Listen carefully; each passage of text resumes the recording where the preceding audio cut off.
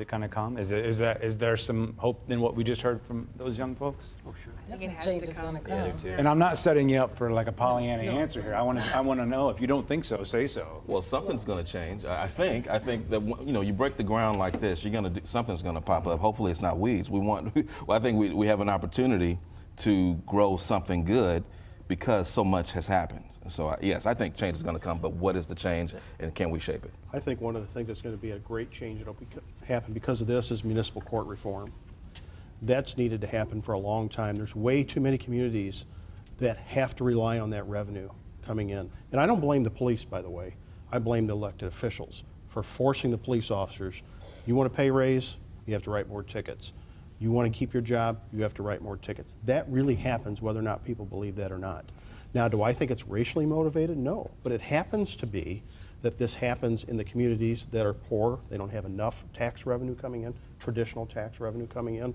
So that's why you see the concentrated ticket writing and speed cameras in those areas, is to generate revenue to keep that city going. You know, one judge, Frank Vatterott, admitted that he got fired at St. Anne. He was their municipal judge because he wasn't bringing enough ticket revenue in. And, you know, I got this ticket from Olean Acres as a speeding camera ticket, and took it to the Supreme Court on Tuesday, and we'll see how they rule on that. But one of the things about the ticket was you could either pay the fine or you could contest it. And it said on the ticket, if you contest this, you'll have to pay all court costs.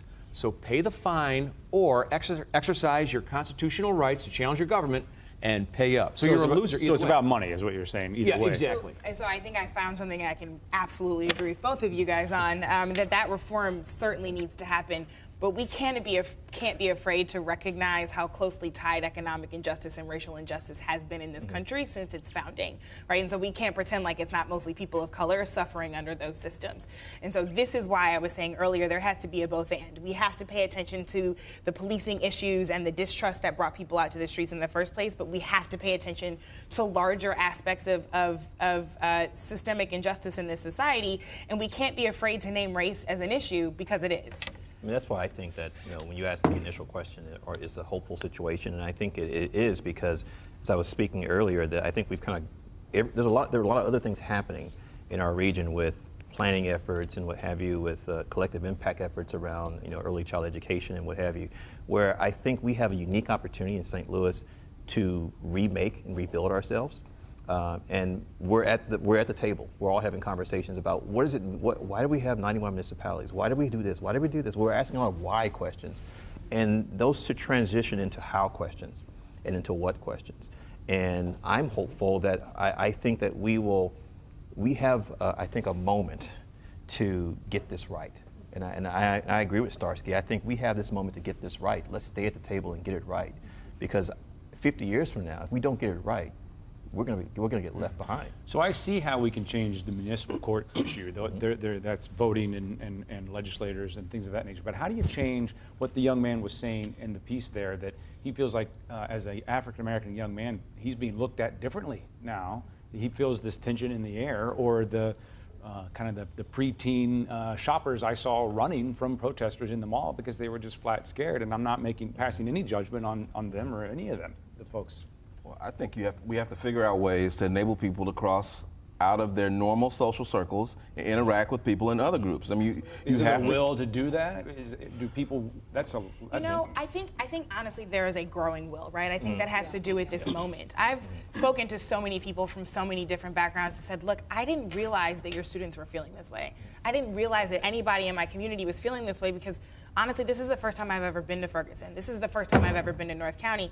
And I just really didn't know, right? And so I think that there is now a level of awareness, and that is an opportunity, to your point, that we have to seize, because I think people are much more willing to have the conversation, but we have to have honest conversations, and we have to have constructive conversations. And we can't have those until the anger stops.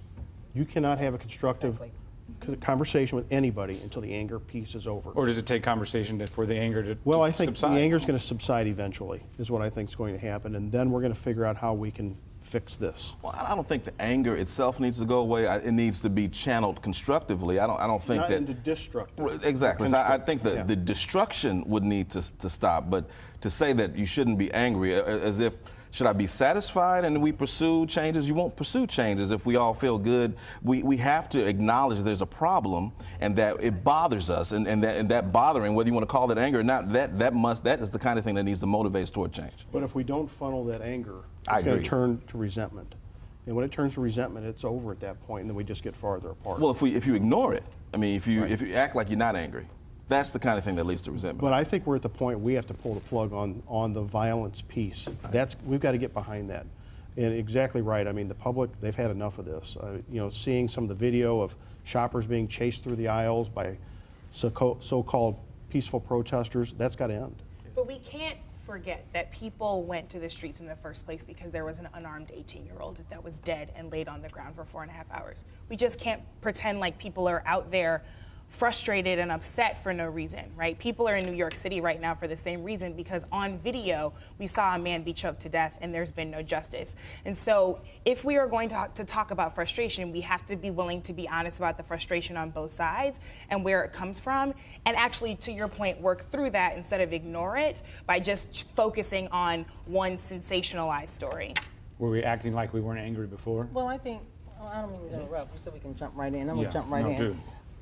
I don't understand the thing about the anger thing. Now, both of those incidents, New York and here in Ferguson, when you think about those, you have to be realistic about what happened here as well. Why did it happen? And then we may be telling yourself maybe you should be angry, or maybe you should not be angry, but you have to be, at least be having some sort of sense to know that this could have been avoided, both incidents. So we have to say what went wrong here to cause this to lose a life. So this is what I'm trying to understand. What did it take to get from point A to point B? Whether the guy was black, Asian, or Hispanic. What I'm saying is leave race out of it for just a second, and let's go with what did it take to get from point A to point B? Let me ask you something. I'll direct this to the chief. I don't want to take your role, Casey, but if police officers knew more of the people that they patrol, would some of these incidents be eliminated? I think some of them would be, but you're never going to completely eliminate that. There will be more Michael Brown situations. This will continue. And we talk about justice. Justice is subjective. I think there's a lot of people that says in the Darren Wilson case, justice was served, and there's a lot of people that said, no, it wasn't. So it really depends what perspective. But one thing that I can almost guarantee you is that New York officer and that Ferguson officer did not go to work that day and say, I'm going to kill Exactly. a young black man. That did not happen. That wasn't in their minds. So how did we get there? That's what I'm... If you saw the video in New York, which I saw the video many times, is they say you're under arrest, get your hands off of me, is how, and it went downhill from there. It's tragic it ended in his death, but it didn't have to. Just like Michael Brown, it didn't have to end that way.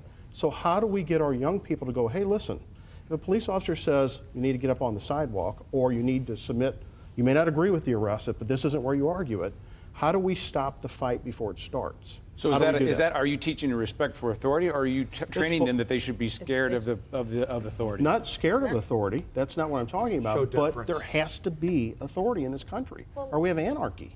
There has to be. absolutely does have to be authority, but that authority also needs to a point that you've actually made, right? And to the point that you made, Charlie, that authority also needs to know and respect the community in which No it doubt. serves, right? Agree And 100%. so I certainly agree with you that it was avoidable.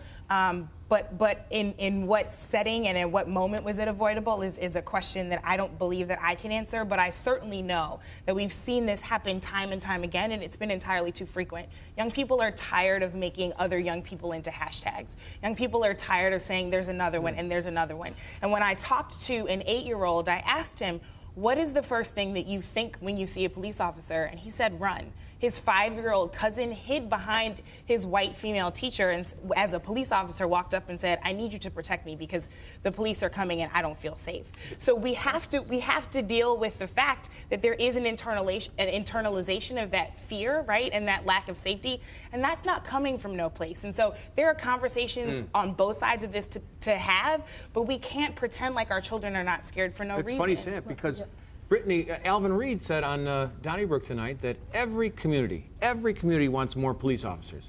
I don't know if he's right or not, but that's what he said.